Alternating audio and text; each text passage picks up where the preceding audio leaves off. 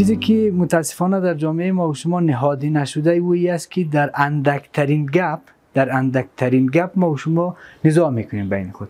مثلا دو تا موتر با هم تصادم میکنه در مسائل شهری، در مسائل ترافیکی دو تا موتر با هم تصادم میکنه، موتروان از این و موتروان از اون موتر دیگه پایان شده در بین سرک دقیقاً یکی دیگه میچسبه. صبر و حوصله که نبود که نمیرقم مثلا در سر چهارراه ببینی یک دو نفر بین خود بد میفته یا موتروان یا دکاندار، تو حوصله مردم کم است. فهمیدی؟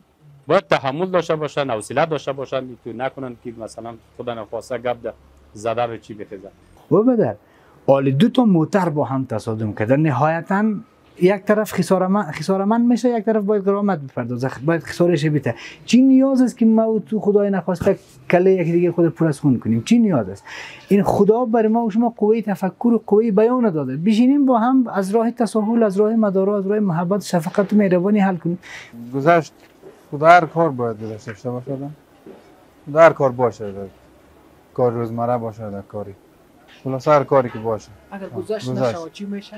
و اگر نشد خب گپ معلوم داره، از خشونت میرسه گپ ده. ما و شما پیرو دین محمد رسول الله هستیم، باید جای پای از اونا بمانیم، باید به سیره اونا عمل کنیم، به رفتار اونا عمل کنیم. از این خاطر است که نزاع یک چیزی به نظر من یک چیزی ناپسند است. نباید ما و شما حتی در مسائل کشوری، چرا در مسائل اجتماعی خرد و کلان رضای خود، در مسائل کشوری ما و شما نباید دنبال نزاع و دنبال خشونت، دنبال جنگ و خدای نخواسته خشونت باشیم.